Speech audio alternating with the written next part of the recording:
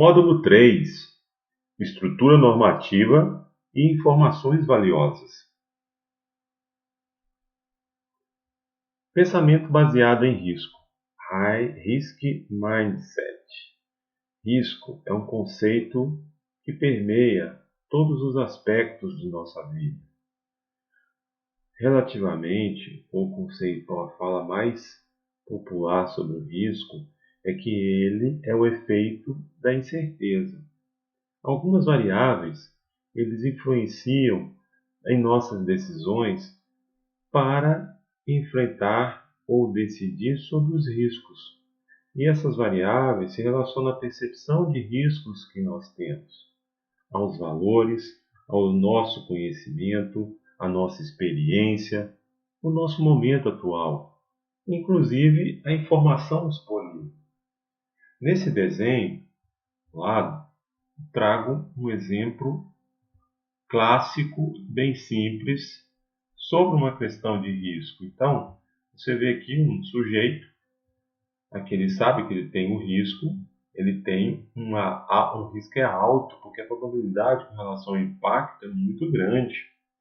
No segundo desenho, ele já está atravessando, o risco é menor, o impacto é menor. Agora, nesse terceiro desenho, ele tem uma situação de pode dar uma baixa probabilidade, mas, porém, o impacto é muito grande. Já comece a reparar essa variável quando a gente fala de uma probabilidade alta e o impacto menor. Na continuidade de negócios, essa relação ela deve ser levada em conta de uma forma muito direta para a decisão sobre o risco. E no quarto desenho, você já pensa, olha, a probabilidade é muito alta e o impacto é muito alto. Então, esse layout à direita é apenas para mostrar o quanto que nós já levamos em consideração as variáveis de risco, às vezes, em nossa vida. E esses conceitos devem ser mantidos ou clarificados numa decisão de gestão. Por isso que eu ressaltei a importância dessas duas análises, a probabilidade e o impacto de imediato.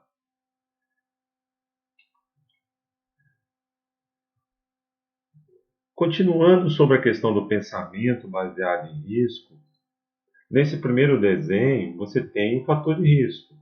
E aí o usuário ou a pessoa, sabendo que tem um risco, você tem ali uma placa.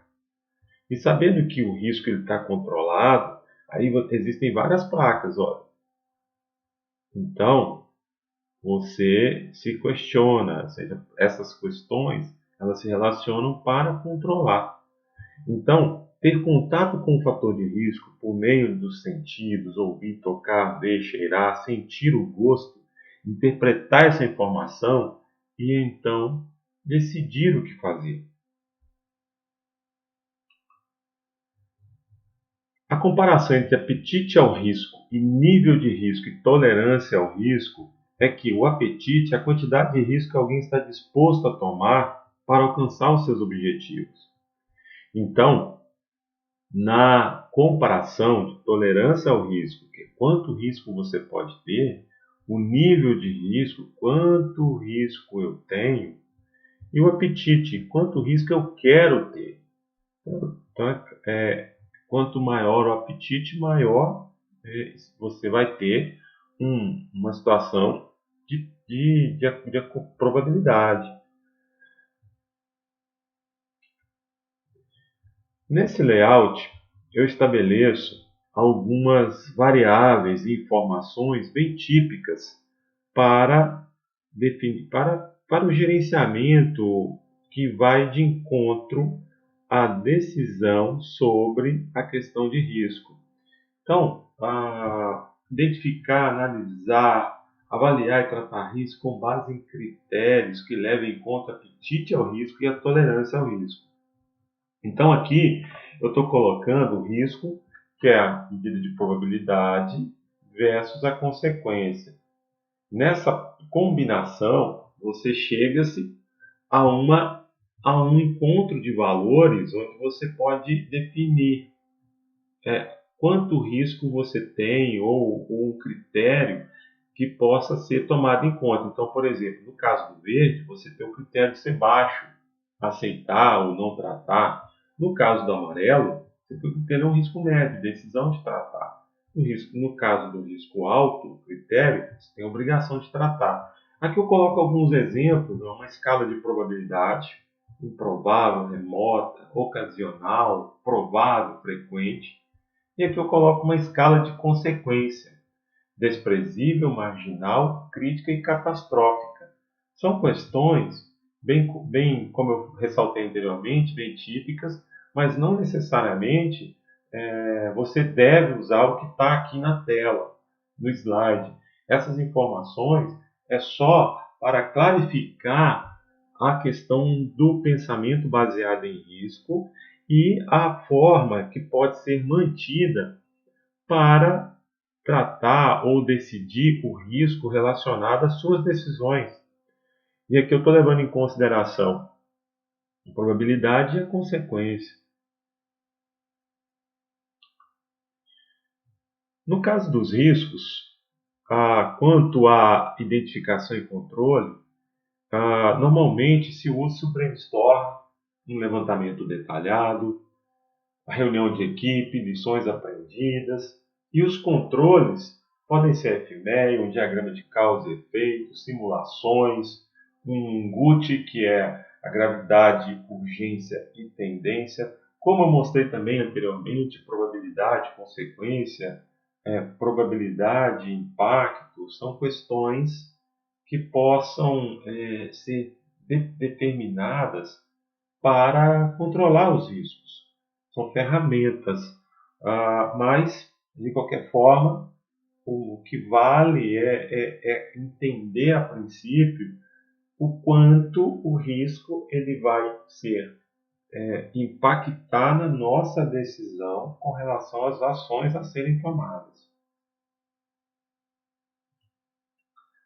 Agora, a partir de agora, é uma, assim, vou comentar informações que são bem típicas para a gestão de continuidade de negócios. Então, numa organização, de uma forma bem geral, nós temos, vai se aparecer aí os riscos que vêm de encontro a situações tidas como operacionais. E comparando com a gestão de continuidade de negócios, que deve desenvolver com todos os departamentos críticos. E o que são esses departamentos críticos? Aqueles essenciais ou fundamentais para a continuidade de um negócio. Então, numa organização, por exemplo, que trabalha com call center, um, um processo crítico para eles seria as ferramentas, o atendimento, a estrutura, a infraestrutura para garantir o atendimento ao público caso ligue, caso queira fazer uma reclamação, caso queira fazer uma abordagem, enfim. Então, depende de caso a caso, mas esses departamentos críticos são aqueles fundamentais. Mas a gestão de continuidade ela tem que desenvolver controle de forma a reiniciar rapidamente as operações dos processos de negócios tidos como críticos em relação aos riscos residuais. E o que são os riscos residuais? São aqueles que depois ou após com a tratativa ele traz uma abordagem de consequência. E nesse caso, eu até coloco aqui um slide com relação, olha, risco operacional, incêndio, qual que é o controle? Sistema de combate brigada interna. Qual que é o risco residual? O prédio indisponível, queda de aeronave, mudar de local, prédio indisponível, atentados, mais proteções, prédio indisponível, TIC ou TI indisponível, controle, contingência, qual que é o risco residual? Ele não funcionar. Epidemia interna, campanhas, higiene, qual que é o risco residual? Pessoal indisponível. E nessa comparação, nesses processos, em relação a esses resíduos residuais, podem ser vários, tipo um novo local para trabalho, um local alternativo para o pessoal fazer o atendimento ao cliente, mudança, algum tipo de mudança de infraestrutura, utilização de novos equipamentos, equipamentos de backup, com a quantidade mínima de materiais e, inclusive, humanos, de forma a limitar os impactos financeiros, operacionais e regulatórios a níveis aceitáveis. A questão é que somente o controle para o risco operacional é muito simples. Não se relaciona totalmente com a continuidade de negócios. A decisão da continuidade de negócios deve ser levada em conta o impacto daquele risco no negócio. Surge aí um outro controle. Você tem um risco e que, para a continuidade, a decisão da continuidade leva-se em consideração a questão do impacto. A gestão de continuidade de negócios, ela não classifica os riscos, mas sim, a princípio, prioriza os processos de negócios definidos pelos impactos financeiros, operacionais, regulatórios, de imagens causados pelas respectivas indisponibilidades. Então, os processos de negócio e suas prioridades são identificadas de forma quantitativa, veja bem, quantitativa e qualitativa, por meio de uma análise de impacto de negócios. Portanto, risco e operacionais e gestão de continuidade, eles têm dinâmicas bastante distintas, mas é a partir do risco que se faz uma análise de impacto. Então, eles estão ligados, mas com funcionalidades diferentes. E a questão da análise de impacto, ela é como se fosse, a princípio, uma comparação para a questão do risco residual. E aí, né, da mesma forma que você tem uma matriz de risco, onde você coloca lá a probabilidade e consequência, na análise de impactos você vai ter outras variáveis para chegar numa decisão. Por isso que eu ressaltei que elas devem ser priorizadas em função de uma análise quantitativa. Veja bem, você vai ter ali um número. E a qualitativa é o refinamento, a questão do impacto, a questão da gravidade. Então, neste momento, eu quero que você já comece a imaginar, a relacionar as variáveis envolvidas com a continuidade de negócio. O quanto é importante saber identificar o papel do risco para a continuidade do negócio. Nesses quadros, vamos pegar alguns exemplos. Vamos citar aqui, a fraude interna. Exemplo, apropriação indevida de ativos, evasão fiscal, marcação indevida de posições, suborno, etc. Em relação à gestão de continuidade, é muito provável que uma fraude interna ligue uma empresa a uma contingência, ou seja, a um plano B. Fraudes aqui você está levando em consideração o impacto. Fraudes externas, roubo de informações, hackers, danos forjados a terceiros, exceto talvez uma situação de hackers onde a rede da empresa tenha sido acessada indevidamente. Também é pouco provável que uma fraude externa leve uma empresa a uma continuidade, a uma contingência. Práticas trabalhistas e segurança do trabalho, discriminação, remuneração igualitária, saúde e segurança dos colaboradores. Existem vários riscos operacionais classificados nesse item, relacionados à saúde e segurança dos trabalhadores, que podem levar uma empresa a uma contingência. Pois, já começa a imaginar que às vezes tem funções de decisões, funções específicas, funções que são essenciais para a funcionalidade do negócio. Outro item: clientes, produtos, práticas comerciais, manipulação de mercado, antitruste, negociações indevidas, produtos defeituosos, quebras fiduciárias, manipulações contábeis, as situações de mercado, riscos de mercado, ou de grandes clientes que, a depender da natureza do evento, podem levar uma empresa a uma contingência. Nessa situação, muito mais operacional do que o desastre. Vamos ver um outro caso: danos aos ativos físicos, desastres naturais, terrorismo, vandalismo. Essa categoria de classificação de risco tem uma forte relação com a gestão de continuidade de negócio. Indisponibilidade dos negócios e falhas dos sistemas, panes no serviço de infraestrutura crítica, falhas de hardware ou software. Essa categoria de classificação também tem uma forte relação com a gestão de continuidade de negócio.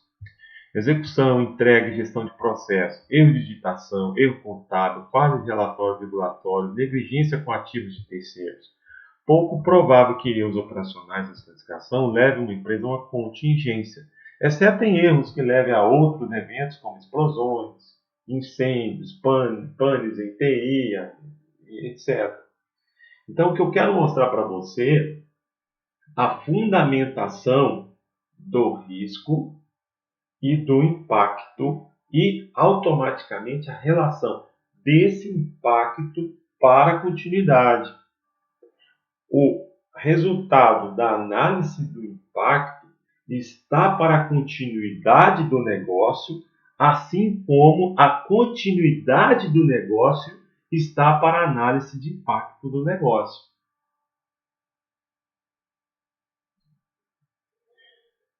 Nesse slide, eu acho que fica bem mais claro o entendimento dessa relação de risco, impacto e gestão de continuidade.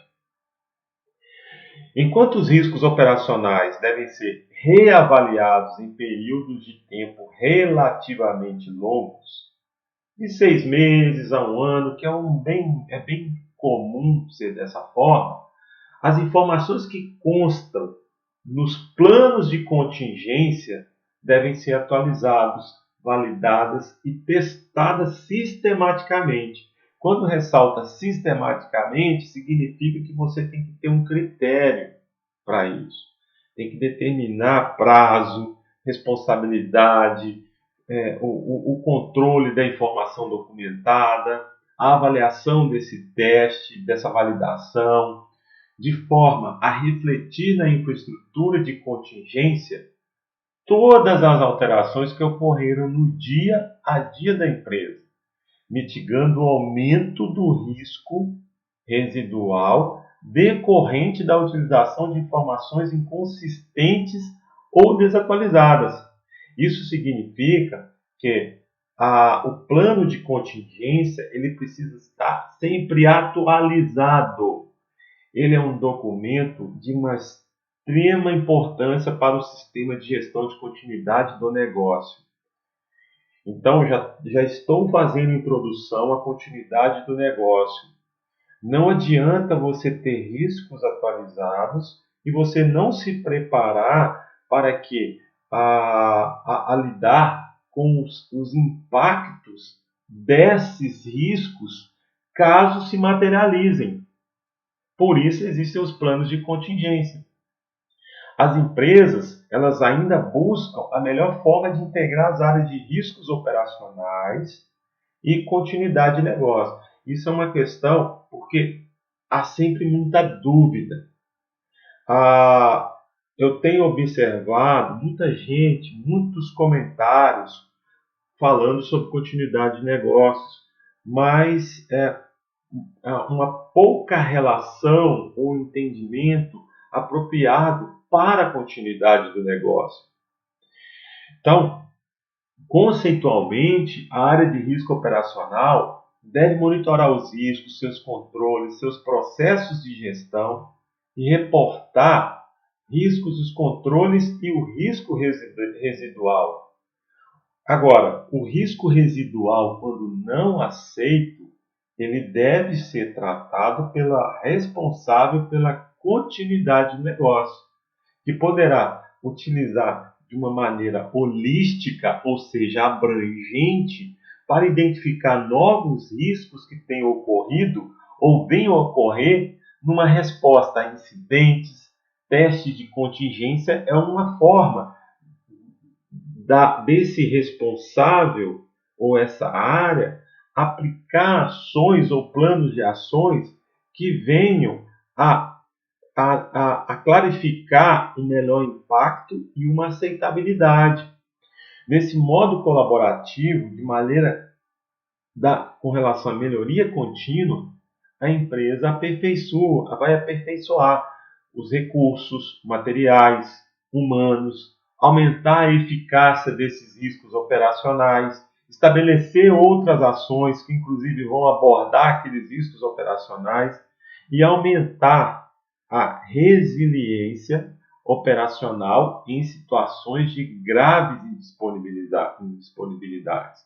Então, essa questão da resiliência é o quanto a organização ela vai aguentar o baque, o fluxo, a questão, o impacto, ou seja, quanto que você aguenta ou suporta a essa situação de grave indisponibilidade. Então, aumentar a resiliência é um item de favorecimento para a gestão de continuidade de negócios. Então, conclui-se que riscos operacionais e continuidade de negócios, eles têm algo em comum, mas eles precisam operar colaborativamente. Porém, utilizam metodologias distintas, têm necessidades próprias e, para serem bem feitas, necessitam de capacitação, ferramental específico e uma gestão efetiva dos riscos operacionais pode aumentar a resiliência da empresa para interrupções prolongadas. Então, não necessariamente, dentro do controle, que é muito comum hoje em dia, as organizações pensaram, eu tenho uma matriz de risco. Ok, você conhece os riscos residuais? Não. Então, você já começa a pensar que você tem que começar a identificar essas questões e já pensar em relacioná-los a um impacto para que possa definir ações que vão de encontro à gestão de continuidade. Pode ser que nessas ações você vai identificar novos riscos, identificando novos riscos, aonde você tem que voltar? Lá na identificação dos riscos. Então, é uma engrenagem. Esses controles, eles conversam entre eles, mas precisam ser elaborados para isso. E cabe o entendimento de que o impacto é o elo de ligação entre o risco operacional e a gestão de continuidade de negócios. Análise de impacto nos negócios, o BIA, Business Impact Analysis. Trata-se de um processo administrativo, uma ferramenta de gestão, que tem como finalidade identificar e analisar os processos de um negócio, atividade, incluindo os recursos necessários, com o objetivo de compreender o impacto do tempo de inatividade, estabelecer objetivos de recuperação, e priorização. A análise de impacto do negócio é um processo de análise das atividades e dos efeitos que uma interrupção de negócio pode ter sobre elas. É, portanto, um ponto de partida da gestão de continuidade de negócio, sendo considerado o processo mais importante dentro de um ciclo de gestão. A análise do impacto do negócio deve revelar vulnerabilidades, subsidiar o desenvolvimento de estratégias para minimizar os riscos. O resultado é um relatório de análise de impacto que descreve os riscos potenciais específicos para a entidade no caso de uma interrupção do negócio. Então, é um documento ou um processo de grande valor para a gestão de continuidade de negócios. Iniciando a ISO 22301 com o item de introdução, que começa lá no capítulo 0, o 0.1, geral, e um sistema de gestão de continuidade de negócios. Ele reforça a importância de entender as necessidades da organização e a imprescindibilidade de estabelecimento de política e objetivos para a gestão de continuidade de negócios. Implementar e operar controles e medidas para a gestão da capacidade geral da organização para gerenciar incidentes de interrupção. Monitorar e analisar criticamente o desempenho e a eficácia do sistema de gestão de continuidade de negócios e melhorar continuamente. Então, a importância da gestão de continuidade, ela se relaciona a aumentar sua capacidade de visão e controle para situações futuras ou de questões que possam ocorrer e a melhorar o desempenho e a eficácia do sistema de gestão frente a cenários que devem ser determinados. Espera-se que as ações do sistema de gestão possam trazer melhoria contínua. Então, nós vamos visualizar questões que vão de encontro a objetivos, política, controles, análises críticas, os planejamentos da organização, a questão da análise de impacto. Então, são itens que vamos verificar nos próximos slides. Os componentes chaves de um sistema de gestão de continuidade de negócio baseado na norma ISO 22301 é a política, as responsabilidades que precisam ser bem definidas, os processos de gestão relativos à política, planejamento, implementação, operação, avaliação de desempenho, a análise crítica pela direção, as melhorias, a documentação fornecendo evidências auditáveis. E aí entra nessa questão aqui, evidências, elas devem demonstrar que o requisito ou o elemento foi atendido. Então, a evidência evidencia-se através de qual documentação ou através de qual item que clarifica esse atendimento normativo, como também quaisquer processos de gestão de continuidade de negócios pertinentes à organização. Então, temos pela frente muitos assuntos e muitos itens para serem analisados. O modelo do ciclo de gestão na norma, ele é bem comum nas normas ISO, e nós temos aqui os componentes, que são as seções 4, 5, 6 e 7, são itens, são os capítulos normativos. O capítulo 8 como item de desenvolvimento, a checagem no capítulo 9, o agir no capítulo 10. Então, muito comum para uma norma ISO. E aqui nessa gestão, demonstra que deve ser um um sistema, um SGCN deve ser estabelecido, planejado, operado, monitorado e analisado criticamente, mantido e melhorado, sendo que existem a influência das partes interessadas e os requisitos para a continuidade do negócio, e espera-se atender que a continuidade de negócios possa permanecer pautando-se do atendimento aos requisitos das partes interessadas e, ao mesmo tempo, que a organização tenha um gerenciamento da melhoria da continuidade do seu negócio constante. Esse modelo PDCA, que é aplicado aos itens do SGCN, é a figura 1 da norma, que está dentro do item 0.2. Aqui é a estrutura normativa da 22.301, onde você tem os capítulos de escopo, 2, referência normativa, 3, termos e definições. Dentro da questão do PDCA, que eu comentei anteriormente, o contexto, a liderança, o planejamento, o apoio, o 8, operação, o 9, avaliação de desempenho, capítulo 10, melhoria, e o outro, um incremento de sua bibliografia.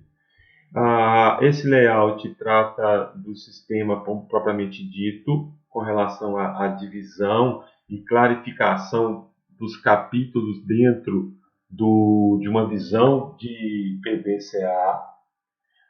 Repara a liderança no centro, pois ela deve motivar, manter recursos e buscar incentivar a melhoria contínua dentro de todos os elementos normativos e requisitos determinados. Temos também as necessidades de partes interessadas, e essa organização ela está dentro de um contexto. Então esse layout é sempre muito bom dar uma olhada, refazer o entendimento de uma estrutura de PDCA normativa. Capítulo 1. O escopo. A norma, os requisitos são genéricos e planejados para serem aplicados em todas as organizações ou parte delas, independente do tipo, tamanho, natureza do negócio. A abrangência da aplicação depende do ambiente operacional e complexidade do negócio, aplicável a todos os tipos e tamanhos da organização que deseja implementar, manter, melhorar o SGCN, demonstrar conformidade para outros ou partes interessadas, buscar uma certificação, registrando assim os seus SGCN, fazer uma autodeterminação e uma autodeclaração de conformidade com a norma, porque aí, nesse caso, você pode pedir, quando você faz a questão da auditoria, você tem aí uma determinação de conformidade com a norma, e pode ser uma autodeclaração, porque a norma também ela vai citar essa questão da auditoria interna como item motivador de melhoria. E a questão dos requisitos serem genéricos, uma questão da aplicabilidade da norma, por ser típica para qualquer organização, independente da sua estrutura, complexidade dos seus processos. E uma coisa interessante é que essa norma ela pode ser aplicada numa parte de uma organização. Então, de repente você tem uma organização maior que parte de alguns processos serão envolvidos com a continuidade de negócios. Esse é o escopo da norma. Existe o escopo normativo, que é relacionado ao sistema de gestão de continuidade de negócio, que nós veremos em outro módulo. Mas, de qualquer forma, entenda a aplicabilidade da ISO 22301. Chegamos ao fim do módulo 3. Agora você deve responder o quiz, que tem as questões baseadas nesse módulo, e te espero lá no módulo 4.